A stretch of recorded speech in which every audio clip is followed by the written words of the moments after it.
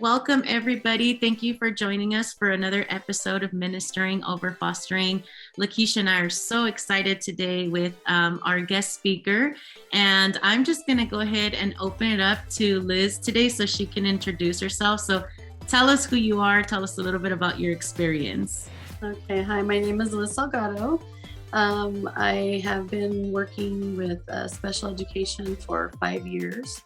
I am married. I have one daughter, and who also works in the school setting. So it's kind of like a family thing, I guess you could say.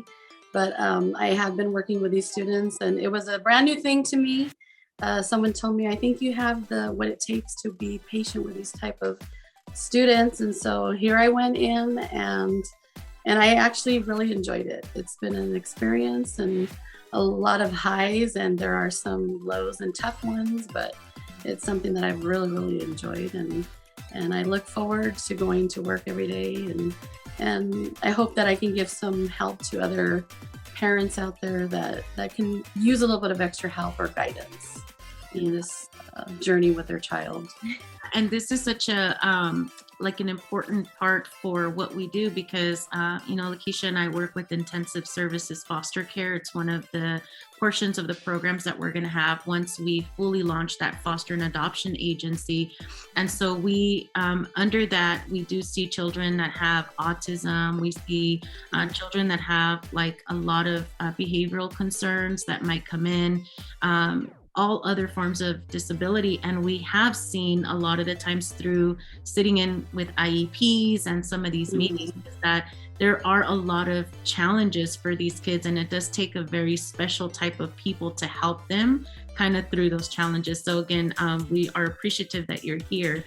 And with that being said, what are some of the major struggles that you see in the classroom for some of these kiddos?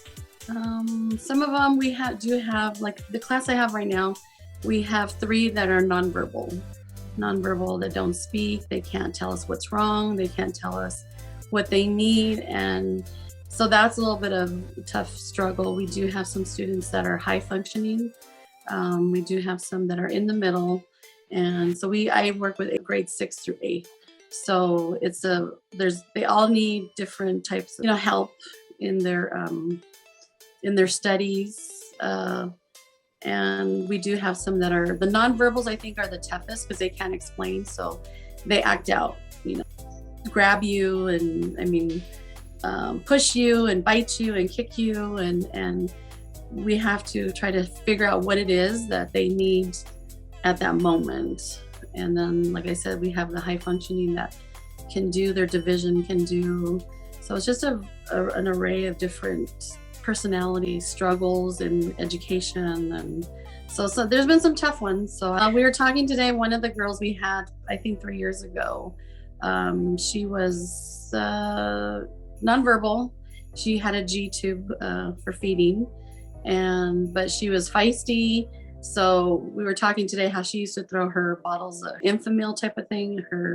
She would throw them at us. So we were dodging, and we were talking about how we would dodge them, and she kicked us, some good ones. And it was tough. It was very tough. It's some days I was like, I don't know if I can do this. I don't know if I can do this, but we were able to work, that year with her. And then she moved on to the next grade. The other little boy, the new one that we have now, which I will tell you the tough time with him, but then I will tell you, when a little bit down later, the times that he brought a tear to my eye, which was out of happiness or because he accomplished something. But it would take 4 of us to control him. They brought him from an elementary, and they're like, his one-on-one came, and she's young and she was tired. And so they brought him in, and he bit us. I didn't get bit, but I got scratched. I got kicked and head-butted and pinched, and it would take 4 of us to control him. We had him sitting in kind of like in a corner with a divider, and one of us would sit with him all 6 hours. We'd rotate out, and he would try to get to the table, but if you go to the table, then he would bite you. So then we would sit there with him, and it was tough. That was where I was like, okay, I'm getting a little older, and do I really still want to do this? But we were like, we're up for the challenge. And so we did it. We did it with 4 of us changing his diaper. We do have to do diaper changes. This particular little boy doesn't like to get wet, so he will start taking off all his clothes. Oh, And even if you're outside, all the clothes come off. So we've had to learn how to, help him understand that that's not okay. mhm. And we've had chairs thrown at us, we have desks flipped over, we've had food thrown at us or spit at, and so it's a tough thing, but you know, it's something that I enjoy seeing the end once we teach them because they are very teachable. I love the fact that you said you were up for the challenge. So you already know that it's not going to be an easy task, but you are Yes. willing, right? You're Right. willing and you're like, hey, I know that this overall goal can be accomplished. So I love Yeah. that.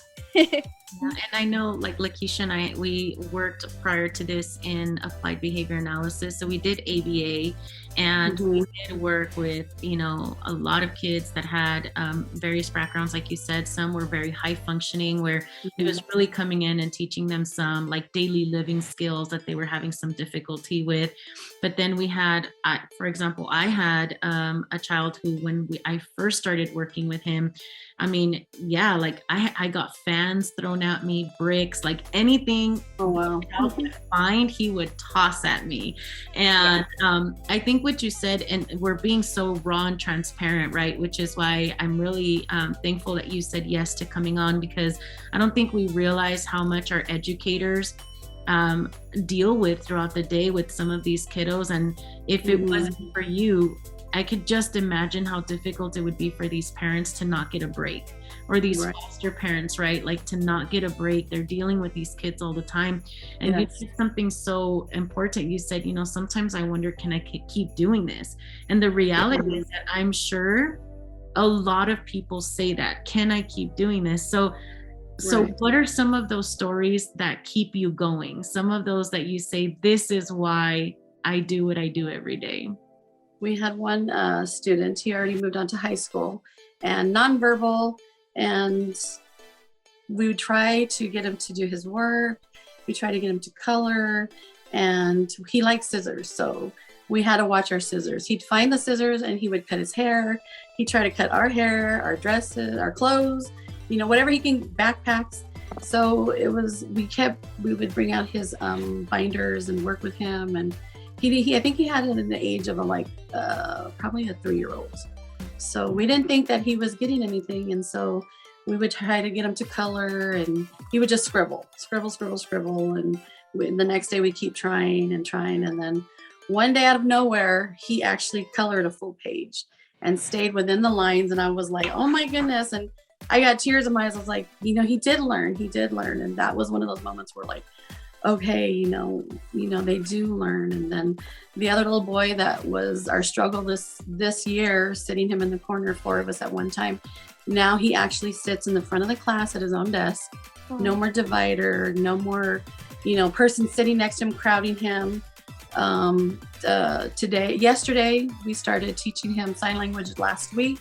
And so now he's using his sign language to say, I want to go on a walk. I need the bathroom. And so we're like all excited. But the one thing that really got a tear to my eye, brought a tear to my eye, was when we do writing every day. It's, basic words, him, she, no, yes. And he would get mad and he would throw the binder or cry. So I would tell him, okay, we got to work for it.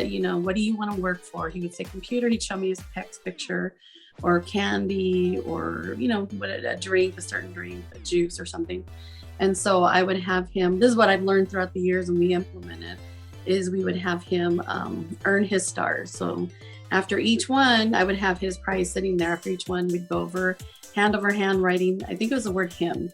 And so doing this, every day we would work, we have different binders. So the writing binder, I was working with him this time. And I put him to do and he really wanted what he wanted, his prize, what he was working for. So I started having him do it. And then he does it, he traces the word, and then he traces it a second time. And then on the third time that on the page, he has to do it by himself. And he did exactly, I have never seen him write. He wrote it just like the other two. Him, you could totally see it.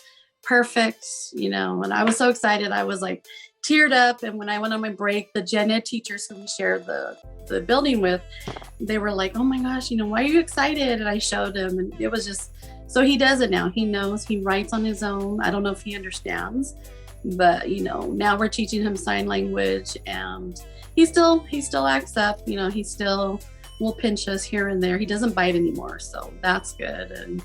And bathroom, we're teaching him how to go, because we have to take him to the restroom, but he's telling us now, so he does learn. And a lot of these kids, people don't think that they're smart, but they're very, very smart. And even though they're nonverbal, they hear everything, and they understand. And I always tell the new girls that come in, if you talk about them, they can hear you, and they understand you. They can't say, but if you say something that's not very nice, or you're frustrated and you say that they hear it. They hear it, and you can tell. You can tell by the way that they respond to you. And so I say you always have to be careful with that. Be careful. And there's just so many stories, but those are the two that stand out to me. And we have yesterday I started taking one of our students to a gen ed sped class, if you can say that. So he's going in, he's integrating. So I'm going in there and sitting with him, and we have 2 boys that are starting to do that. And pretty soon I'll let him go by himself, and he'll be able to go walk down there. So he changes the class. I went to a different class. And so it's a really exciting. They do speech online. Actually, we have one little boy who is ready for high school. He can't wait to go. So we're preparing them for high school. And it's a journey, but it's an exciting thing to see when they're graduating. We get really, really excited. Yeah. That is wonderful. I love the fact that you are telling staff members, like, hey, they can hear you. It's setting that tone, and it goes to show like a positive environment that children can succeed, right? If it's a positive setting. So I love that. And it just helps, like when you understand the real capacity that these children have. A lot of people, it's unfortunate, but they hear a disability, and we have so many people that are afraid, and they're afraid because they don't know, and you don't know what you don't know. And so if you've never been exposed to someone, for example, who has Down syndrome, I remember when we used to do training for new staff, we used to tell them, like, we're going to show you what individuals look like that have Down syndrome, because sometimes you don't realize with your face that you're speaking louder than you are with your mouth by how you're thrown back, right? And so these are just beautiful individuals who need help, and they just need to be taught differently than maybe some of us are. But in reality, our personalities too, a lot of us learn by touch or by see or by hear, and these children just need to be taught a little differently. So with that being said, what are some of your recommendations for maybe some of our foster parents that come in and say, you know what, I felt it in my heart, and I want to open my home for children that have a disability. What are some of your recommendations on how they can help these children in their home? Just showing them love. A lot of these kids, just regular foster kids that are, normal, if you can say that, they can voice what they're missing, and we know that they need love. These kids need love too. Just a lot of love. Some of these kids, there's actually a man that has a foster home, and he's known throughout our whole district. He has little ones I guess he gets them from babies all the way up, and him and his son both have homes. And what I see from there is that they lack love. They come in and they want to hug you. They want that mother touch. They want that because, so if a foster parent, just give them love.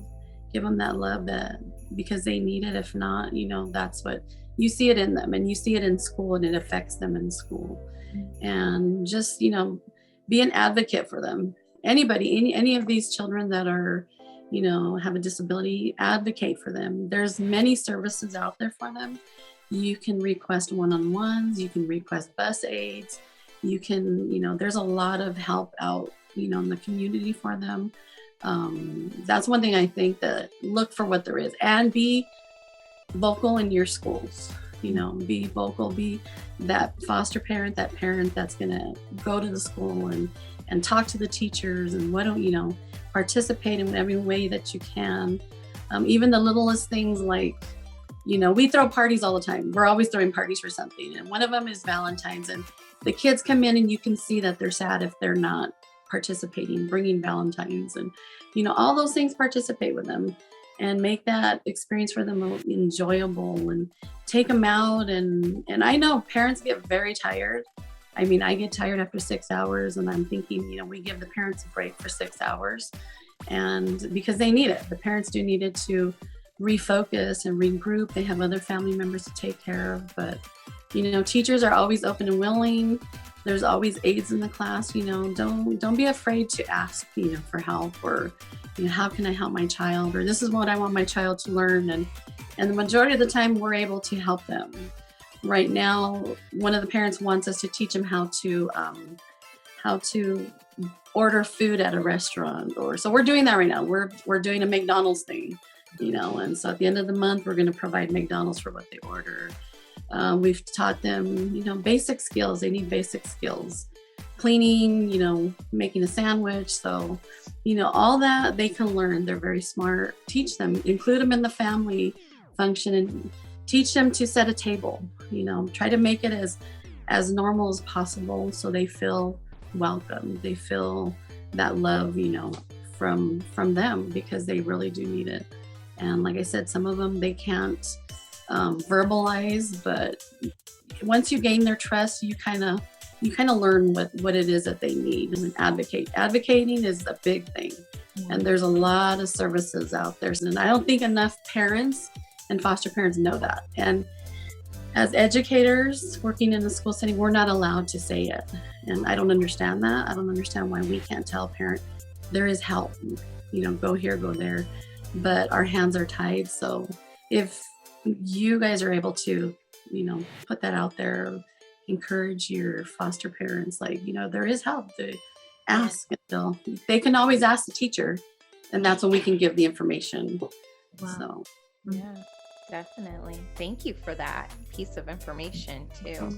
Yeah, and even just knowing that if you don't know what's available, that you can ask. I think that's such a big piece, that if you don't know what to advocate for, you can actually go and tell your teacher, hey, these are some of the concerns I see.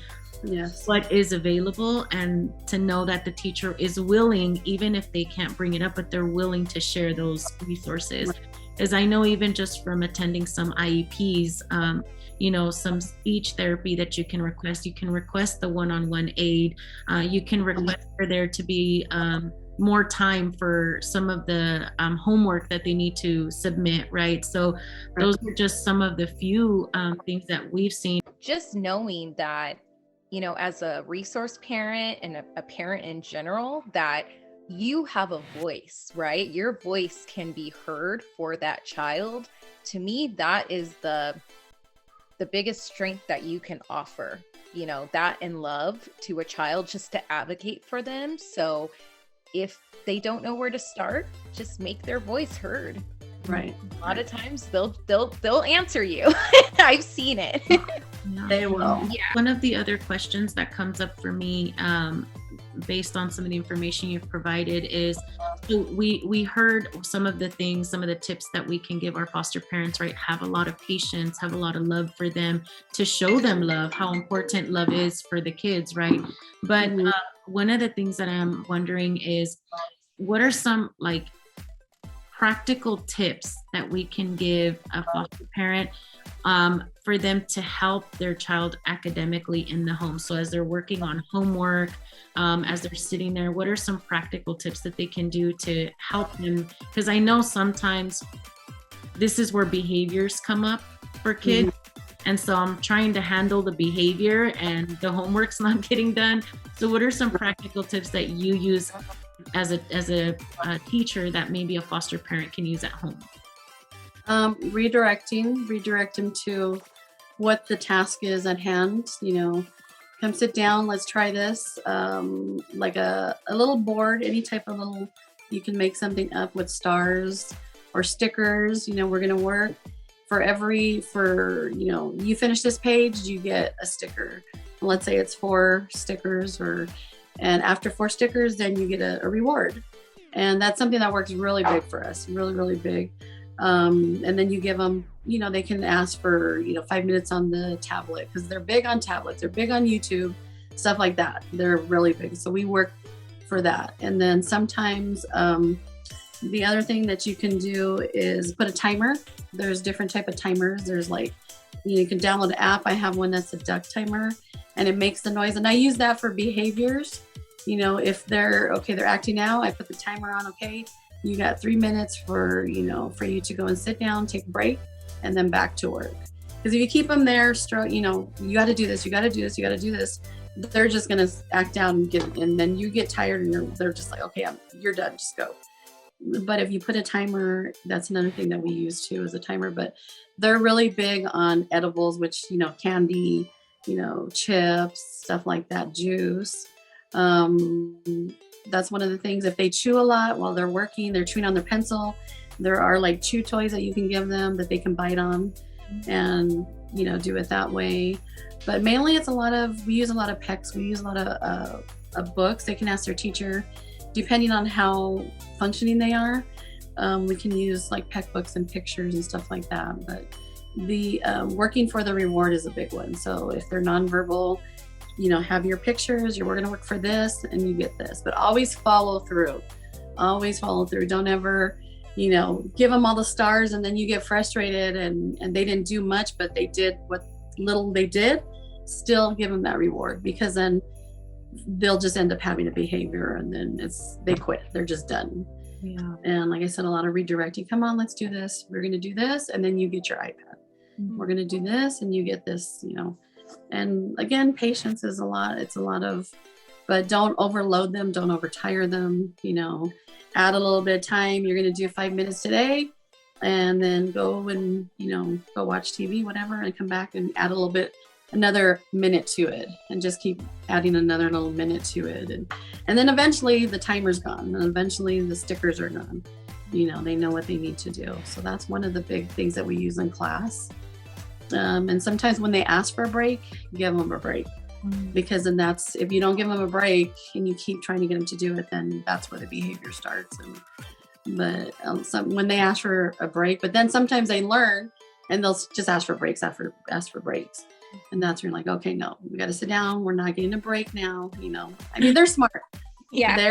They're smart, and they're just like any other student, any other kid that's their age. They know what to do. They know how to pull your heartstrings. They'll come and say, oh, you're so pretty, Miss Liz. Okay, I know. Thank you. We got to do our work. Come on. Or when it's bath time, one of them runs in the bathroom and every math, and we catch on and we're like, oh no, got to come sit down. And a lot of redirecting and a lot of love, and don't show a lot of anger, because anger scares them and it gets them in that behavior stage, which then you got to start over again. So just every day, just add a little bit more time. And we're big on stickers and edibles, or something that they like to do. They like to go play with a bouncy ball. Then okay, we're going to work for that. We're going to work for a computer.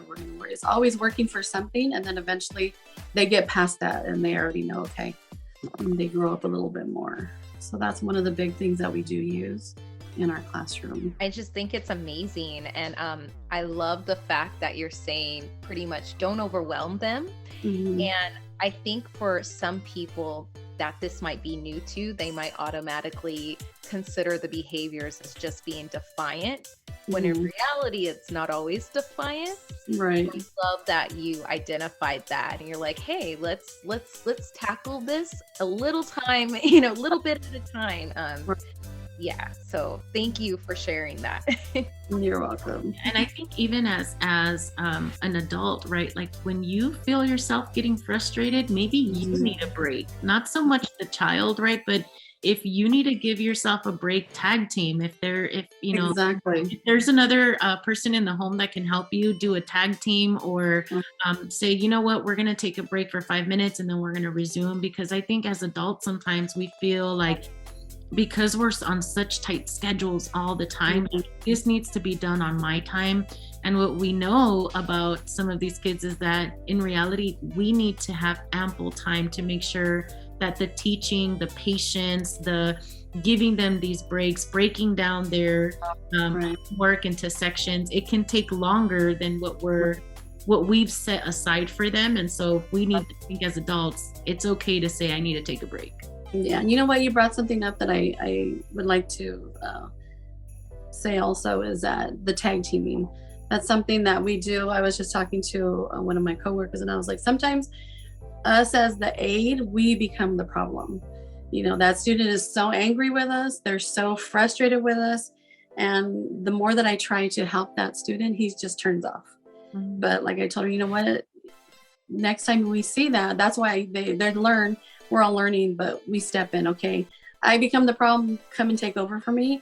And I'm going to step away, because it's not always them the problem. It could be us too, you know, our tone of voice, or they just don't want to deal with this anymore. And the more that we keep trying, even as a parent, the more you keep trying and trying, you're just going to make them frustrated and turn off on you. And that's a good, you know, one of the things that we also do, tag team. You know, you step in and take over, I'll step in and take over, and then the behavior kind of dies. It's not for one to accept that maybe I'm the problem. And I that's very humbling for you to say, you know what, maybe it is me. And if I need to step away, I need to be okay with doing that. Right. And we did have a situation where the aide said, no, I got it. And I said, let me step in for you, because I knew she was the problem. And because he was getting very angry and she didn't want her help. She told us, no, back off. Everybody just back off.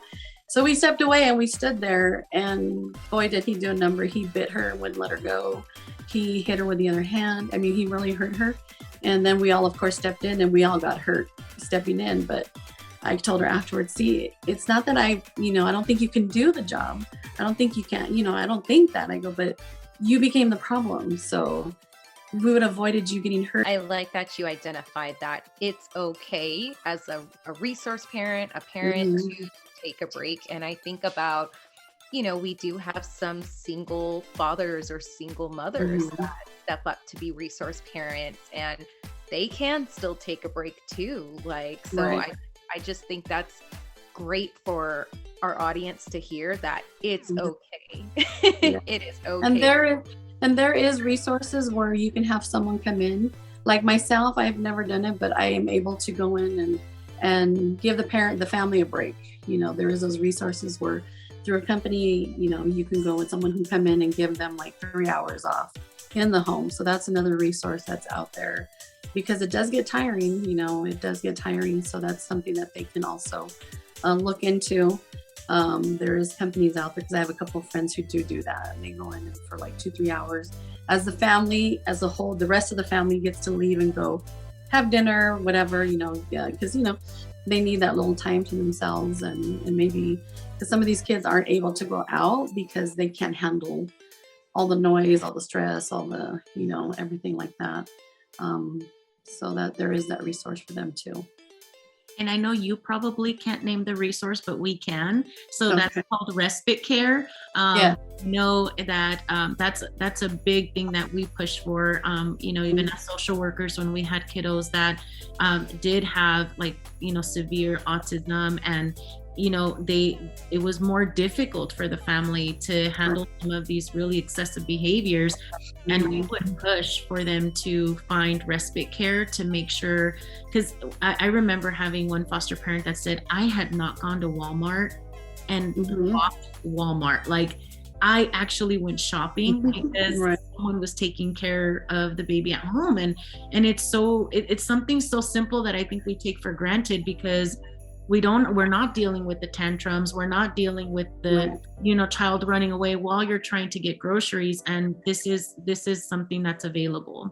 I feel like we do take that for granted sometimes as parents, just to go into any store, grocery store, and to just casually browse down the aisles. Right. And so, I think that's just really big for parents to get it.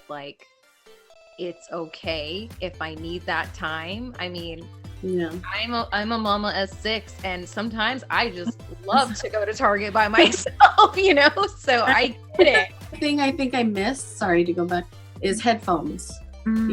If they have the headphones, another tip, they keep coming. They're coming as we're talking. The headphones, if they're not behaving or they're, something like that, always take the headphones off their ears and they will completely stop what they're doing and they will refocus again. And that's one thing that we do because they love their headphones. They hate the noise, but if you just take them, then they pretty much will calm down. Well, Liz, thank you so much for coming in today, for giving us a little glimpse of what it's like to be in the classroom with these kiddos and some of their struggles. We know they struggle a lot.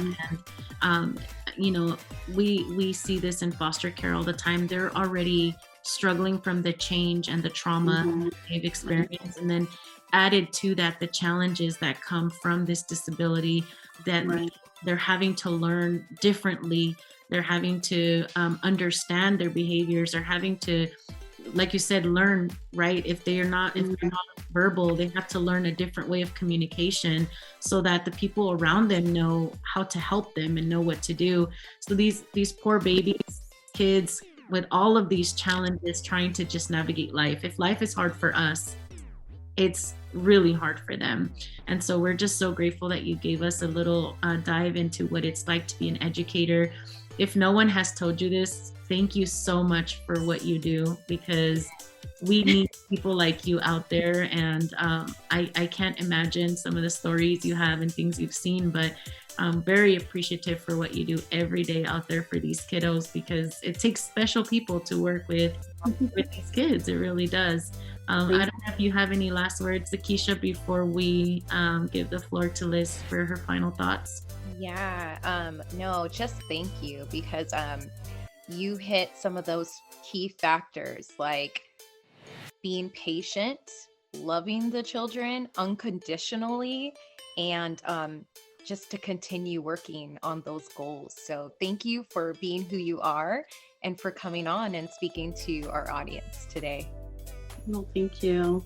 I do enjoy it, and anybody that out there that wonders, could I do it? You can do it. You can do it. It might be a little tough, but the end reward when you see them succeed is worth it all. It really, really is. So, yes. Thank you so much.